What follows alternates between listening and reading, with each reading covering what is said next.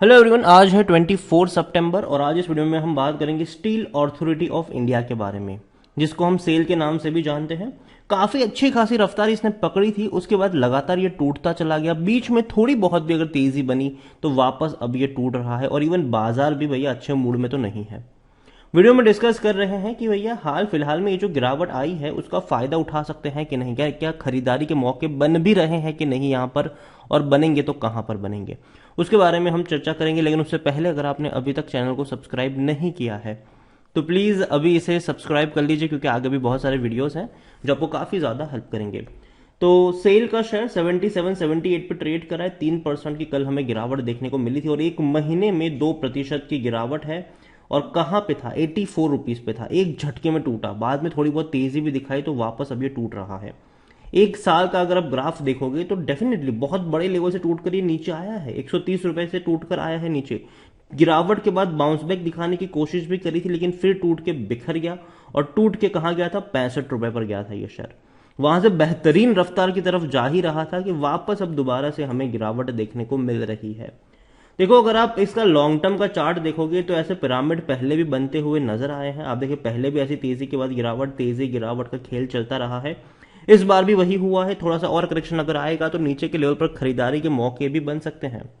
क्योंकि देखो, अगर आप देखो तो लॉन्ग टर्म में ये वो कंपनी जरूर है जो डिविडेंड अच्छा पे तो करती है सालाना। सेल को लेकर अगर हम देखें तो भैया लार्ज कैप शेयर है, 33,000 करोड़ के आसपास का इसका मार्केट कैप है। वॉल्यूम 1 करोड़ से भी ज्यादा का है। काफी बड़ी क्वांटिटी में शेयर जो है वो ट्रेड हो रहे हैं। यहां पर अगर आप इनके रिजल्ट्स की बात करें तो जून क्वार्टर के रिजल्ट्स उतने अच्छे नहीं थे। 804 करोड़ का ही मुनाफा था और वो कम इसीलिए है क्योंकि पिछले साल इनका इसी क्वार्टर में 4,000 करोड़ के आसपास का मुनाफा था। लेकिन देखा जाए तो रेवेन्यू में भी कटौती हुई है। 24,000 करोड़ का रेवेन्यू हुआ है, जो पिछले क्वार्टर में 30,000 करोड़ था। तो जाहिर सी बात है, रेवेन्यू कम हुए, प्रॉफिट कम हुए हैं। लेकिन अगर आप बाकी कंपनियों से कंपेयर करेंगे तो डेफिनेटली उतनी बड़ी गिरावट नहीं है। लेकिन दूसरी ओर अगर आप देखो तो बड़े बड़े फंड हाउसेस ने बिकवाली करी है।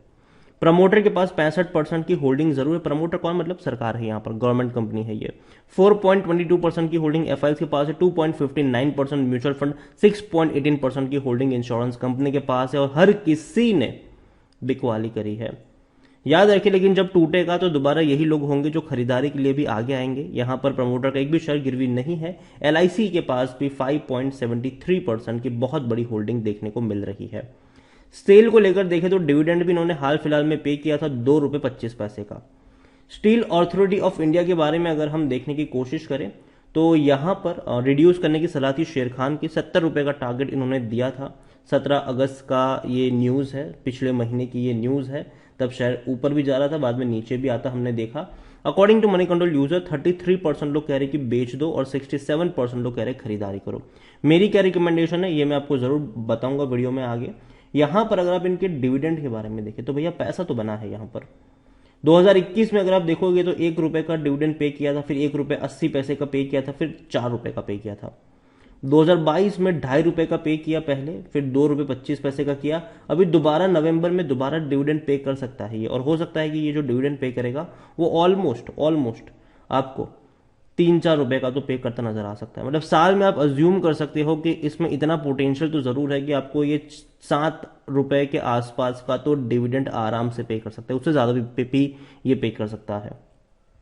और जिस प्राइस पे ट्रेड कर रहा है वो प्राइस है 77।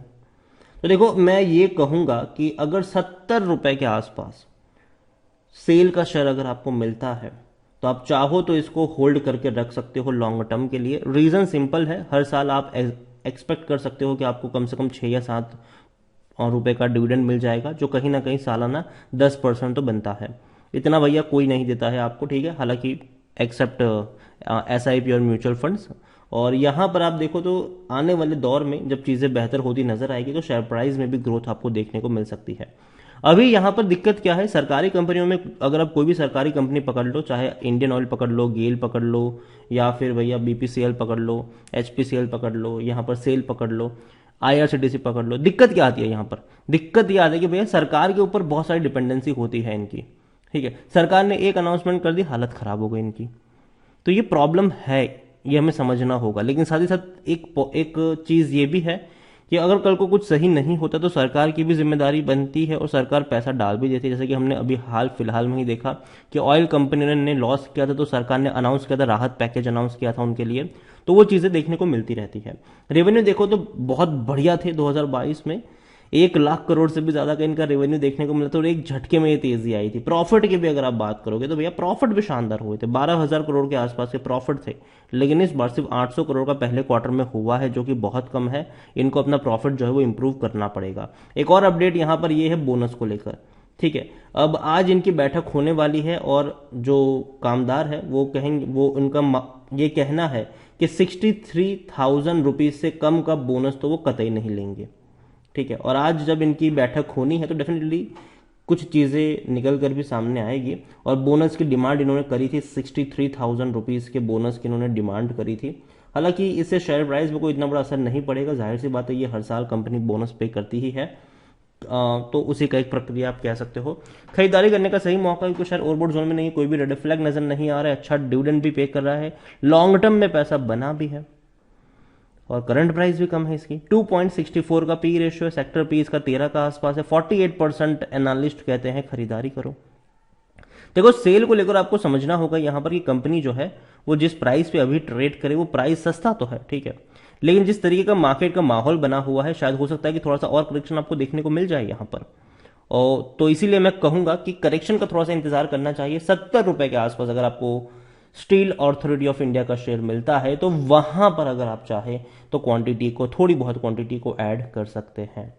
और देखिए बाजार अच्छे मूड में नहीं है और डेफिनेटली अगर गिरेगा यहां से थोड़ा बहुत भी गिरेगा। और ग्लोबली सिचुएशन भी काफी डिपेंड करती है मेटल कंपनियों में।